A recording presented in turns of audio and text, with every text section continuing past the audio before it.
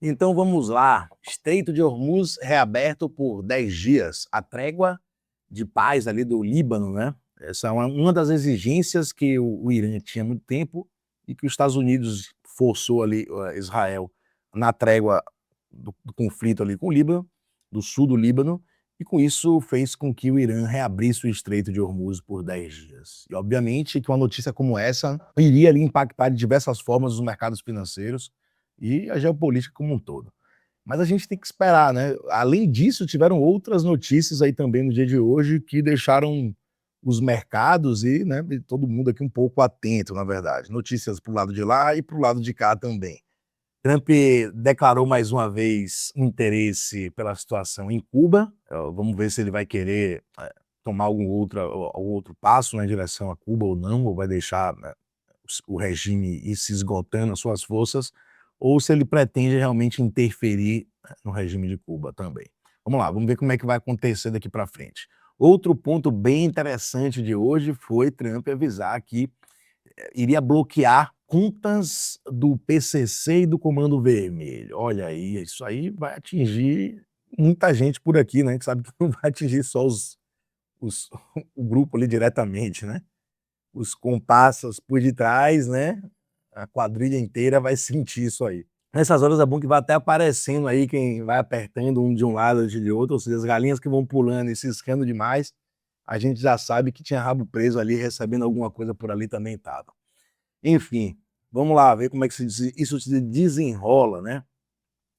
A situação da reabertura do Estreito de Hormuz teve condições. Quem reabriu o Estreito de Hormuz, né, a gente trazendo mais um detalhe aqui, foi o Irã. Então ele tem a rota dele ali. Vou até procurar um mapa aqui do Estreito de Hormuz para a gente olhar para isso. Então aqui, galera, o Estreito de Hormuz, né, vocês sabem, esse lado aqui, né, conseguindo aqui o meu mouse, é o lado que a gente tem o Irã, né, o lado montanhoso, o lado mais alto é o lado do Irã. Então a rota que foi liberada foi uma rota que ela passa aqui, ó, bem rente a essa costa aqui do lado iraniano.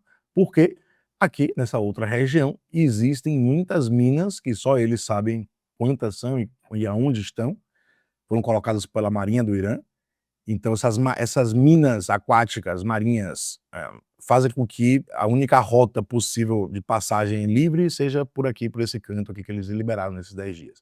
Os Estados Unidos está para o lado de cá, já avisou que irá controlar, né, que continua com seu bloqueio em relação aos navios que saiam do Irã, né, os navios iranianos ainda estão bloqueados pelos Estados Unidos aí, ou seja, na saída do Estreito de Hormuz. Isso fez com que os mercados financeiros, obviamente, sentissem também, né, reagissem de formas adversas. No caso do petróleo, o que a gente viu, obviamente, é o petróleo sentindo, o petróleo caiu, corrigiu. Eu trouxe aqui no gráfico para vocês verem, isso aqui é o gráfico do petróleo, e olha só, do topo que o petróleo chegou a atingir, topo não, topo, esse último topo, digamos aqui, no 117 que ele chegou a atingir, o barril de petróleo, ele chegou a corrigir aí já 32%, né, com essa reabertura, fez uma impulsão a mais para baixo no dia de hoje. Baixar aqui o time frame para gráfico de 6 horas, ali é o gráfico diário, a gente vê que já tem também, pelo indicador aqui, padrões de baixa, né, as lemas estão aqui apontando na cor laranja, as duas para baixo, apontando para baixo, um padrão de baixo, o preço trabalhando aqui abaixo dessas duas lemas centrais aqui. A tabela também dando venda aqui no petróleo, do 15 minutos até o diário também. Então, atenção aí, petróleo, se continuar esses próximos 10 dias, né, se continuar essa trégua, o petróleo tende a continuar corrigindo. Vamos ver se essa trégua vai se prolongar ou não, né. E, em contraponto, o que a gente viu foi aqui, ó, o S&P 500 tá renovando máximas históricas. Então o S&P 500 está aí agora sendo cotado a 7.126 mil, né, 7.126 mil é complicado, né, 7.000 dos 7.126, ou seja, renovando máximas históricas, né, a última máxima histórica do S&P 500 estava aqui na casa dos 6.900, ou seja, rompeu a zona dos 6.000, dos 7.000, já está aí superando os 7.000 cravado, e segue desempenhando bem aí. Abriu um gapzinho aqui, né, na verdade, o S&P 500 está fazendo uma movimentação tão forte que ele já deixou 2 gaps aqui, né, e segundo a gente tem aqui costume, né, de olhar essas análises, a gente sabe que muitas das vezes o preço tende a voltar depois para buscar fechar esses gaps aqui. Então vamos ficar atento aí também. Se tudo continuar, essa trégua tende, isso aqui continue subindo, na verdade, né? Quem segue corrigindo bastante aqui, ó, é o par BRL USDT, né? O real dólar, 4,98 é a cotação atual, trabalhando abaixo da casa dos $5. Bem interessante, mas não é graças ao nosso governo, e sim os juros está altíssimo, e aí acho que já estão até fazendo o carry trade aqui no Brasil com esses juros tão altos, ou seja, atraindo dólar, entrada de dólar no Brasil, fazendo com que a gente veja essa desvalorização perante o dólar aí, né? Ou valorização, né, perante o dólar, perdão. Então é isso, Bitcoin, olhar aqui também, chegamos numa zona bem importante, bem interessante, eu vou até apagar o indicador aqui para ficar só o price action, esse canal ascendente aqui, eu tinha comentado até no vídeo anterior, sobre essa zona que a gente tem aqui, né? Então a gente tem aqui esse topo desse canal ascendente, esse tipo de formação, querendo ou não, é uma formação baixista, de continuação de tendência de baixa. Então, do mesmo jeito que a gente viu isso acontecer aqui, né? Então a gente viu também o preço fazer movimentações, mas também formando uma cunha.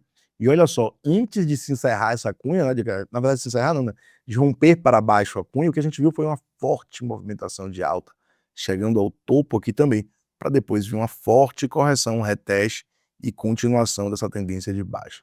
Esse tipo de formação é clássico, né, na análise gráfica de continuação. Porém, a gente sabe que não é uma ciência exata, e sim trabalhamos por probabilidades. Então, quando a gente traz um padrão como esse, eu trago que a probabilidade muito grande de que rompa para baixo, mas claro que ele pode romper para cima aqui, e é justamente isso que a gente precisa ficar de olho. Se ele continuar demonstrando força e romper aqui para cima, ok, positivo, muito bom, um excelente sinal de força, demonstração de força, e que a gente pode agora talvez retomar uma tendência de alta. Claro que para retomar a tendência de alta verdadeiramente, a gente teria que romper topos anteriores, essa é a minha visão. Romper os 98, trabalhar acima dele. Então, assim, a gente ainda tem muito chão pela frente para falar em retomada de movimentação de alta. Então, muito cautela aqui nesse exato momento. Eu sei que empolga muito essas movimentações, mas tenha uma estratégia sólida e firme para você poder não se enganar em momentos como esse. Então, tranquilidade aí agora. Vamos aguardar para ver se ele vai continuar demonstrando força, romper essa zona. Se romper, ótimo, e se manter acima, perfeito, né? Maravilhoso. Ele pode fazer um falso rompimento e voltar para dentro do range também. Então, muita atenção com isso. Se continuar aqui trabalhando dentro, muito perigo, ele pode realmente vir depois voltar aqui para buscar interação com esse suporte e se romper um reteste para continuação da movimentação de baixa. Se rompe para cima, esperar um reteste aqui em cima, se manter aqui em cima para a gente ver o preço fazer uma base de preço acima dessa zona. A gente acreditaria no retorno para movimentação de alta. Enquanto isso, cautela, meus amigos, cautela, meus amigos. Não pode se empolgar demais também, né?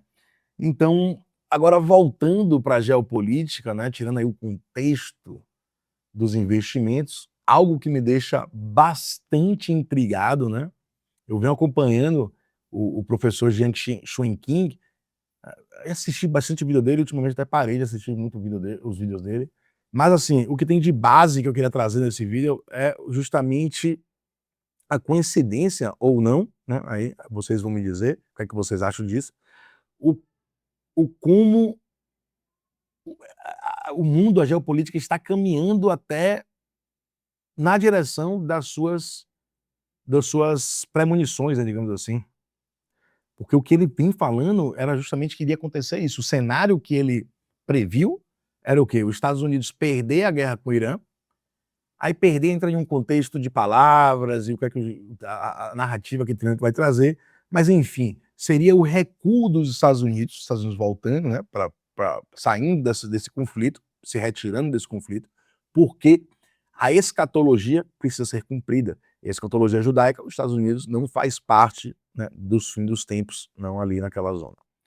Então, em teoria, para as teorias de professor Jiang Shuiqing acontecerem, se cumprirem, o que é que precisaria acontecer? Os Estados Unidos voltar, recuar, sair dessa guerra, o Israel ficar sozinho, em algum momento ficar sitiado. Outro ponto que ele trouxe também é os Estados Unidos voltar e se dedicar aqui na América Latina, ou seja, quem sabe focar ali em Cuba, outros países, PCC, né, atacar aqui executar os seus planos aqui dentro da América Latina e se retirar do conflito do Irã.